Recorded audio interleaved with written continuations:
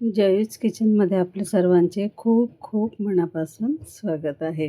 बघा, आपण लग्न समारंभामध्ये जातो, तिथे कैरीची जी भाजी असते तिला लोणची म्हणतात आणि तशीच लोणची आपल्याला घरी जमत नाही. पण तुम्ही जर अशा पद्धतीने केली तर परफेक्ट तुम्हाला जशी पंगतीमध्ये खायला मिळते तशीच खायला मिळेल. तर चला व्हिडिओला आपण सुरुवात करूया. इथे मी 1 किलो कैऱ्या घेतलेल्या आहे. कैऱ्या धुवून स्वच्छ पुसून घ्यायच्या आहे आणि मग त्याची साल काढून घ्यायची आहे. मी कैरीची साल काढून घेत आहे. तोपर्यंत तुम्ही माझ्या व्हिडिओला जर लाईक आणि सबस्क्राईब केलं नसेल तर पटकन लाईक आणि सबस्क्राईब करून घ्या. अशा स्वच्छ कैऱ्या पुसून घ्यायच्या आणि जो वरचा त्याचा भाग असतो नाकाचा तो भाग आपल्याला काढून घ्यायचा आहे. कैऱ्या घेताना आपल्याला छान कडक कैऱ्या घ्यायच्या आहे. ही भाजी तुम्ही एकदा जर करून ठेवली तर फ्रीजमध्ये तुम्ही 15 दिवसापर्यंत हिला स्टोअर पण करून ठेवू शकता. इथे कैरीची साल काढून झालेली आहे. तुम्हाला जर साल काढायची नसली तर तुम्ही तशीच डायरेक्ट कैरीसुद्धा कापून घेऊ शकता. आता इथे कैरी आपल्याला कट करून घ्यायची आहे. कैरीचे पीसेस तुम्हाला हव्या ते आकारात तुम्ही घेऊ शकता. छोटे, मोठे, लांब जसे हवे तसे आपण याचे पीसेस करून घ्यायचे आहेत. कैरी आता आपली कट करून झालेली आहे. आता आपण याची पुढची प्रोसिजर करू. गॅसवर कढई ठेवून घ्यायची आहे. थोडं तेल टाकायचं आहे. ह्या भाजीला तेल अगदी कमी लागतं. तुम्ही अजूनही सबस्क्राईब केलं नसेल तर पटकन सबस्क्राईब करून घ्या, म्हणजे माझ्या नवीन व्हिडिओची नोटिफिकेशन आपल्याला लगेच मिळेल. तेल छान तापू द्यायचं आणि अर्धा चमचा आपण इथे मोहरी टाकून घ्यायची आहे. मोहरी छान तळतळू द्यायची आहे. मोहरी छान तळतळू द्यायची. मोहरी तळतळल्यानंतर आपण इथे 1 चमचा जिरं घेणार आहोत. जिरं टाकून घ्यायचं आहे. नंतर मी इथे अर्धा चमचा हिंग घेतलेला आहे. हिंगामुळे भाजीला खूप छान चव येते. हिंग आवर्जून घाला. नंतर आपण इथे 1 चमचा आलं लसूणची पेस्ट घेतलेली आहे. त्यानंतर आपण थोडंसं परतून घ्यायचं आहे. थोडं परतून झाल्यानंतर यामध्ये आपण दुसरे मसाले घालणार आहोत. मसाले अगदी कमी लागतात. 1 मिनिटभर परतल्यानंतर मी इथे अर्धा चमचा हळद घेतली आहे. 1 चमचा धने थोडेसे जाडसर काढून घेतलेले आहे. तुम्ही यामध्ये बडीशेपसुद्धा घालू शकता. आता आपण आपल्या चवीनुसार तिखट घालून घ्यायचं आहे. आता 1 किलो कैऱ्या घेतल्या आहे.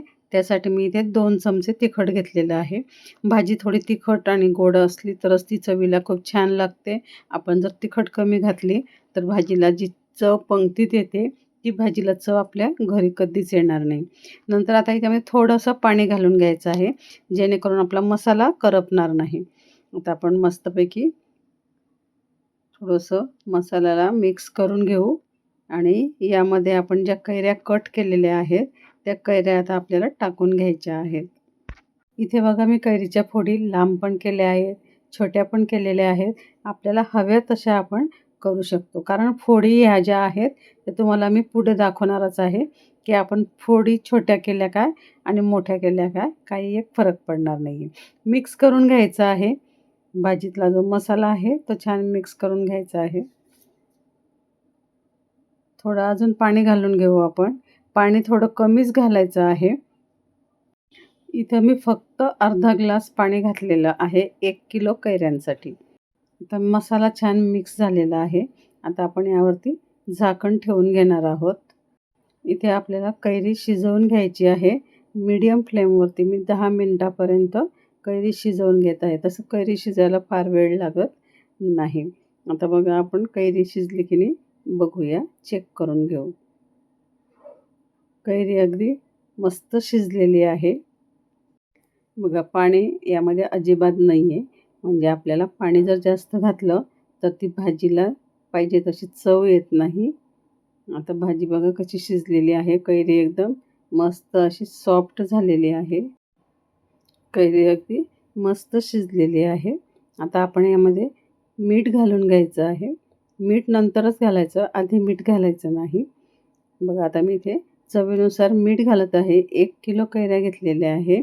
तर त्यासाठी मी इथे 1 चमचा प्लस अजून एक अर्धा चमचा इतकं मीठ घेतलेलं आहे. म्हणजे साधारण 1.5 चमचा मी इथे मीठ घातलेलं आहे. आणि इथे 1 पाव म्हणजे 250 ग्रॅम गूळ घेतलेला आहे आणि 1 वाटी साखर घेतलेली आहे.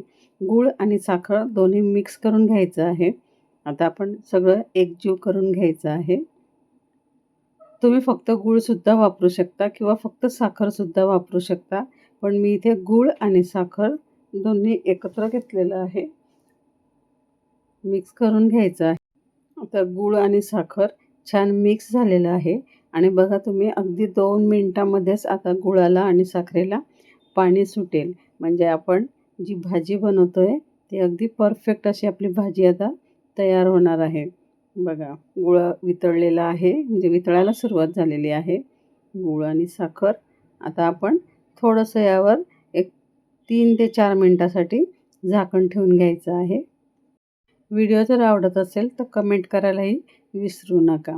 आता बघा 3 ते 4 मिनिट झालेले आहे. आपण झाकण काढून चेक करूया. बघा भाजी किती छान दिसत आहे. बघूनच तोंडाला खूप पाणी सुटत आहे. आत्ता ह्या स्टेजला आपल्याला ही भाजी जरी पातळ वाटत असली, पण गार झाल्यानंतर ही भाजी छान घट्ट होते. यापेक्षा जास्त पातळ करू नका, कारण ती जर यापेक्षा जास्त पातळ केली तर खूप पातळ भाजी होते.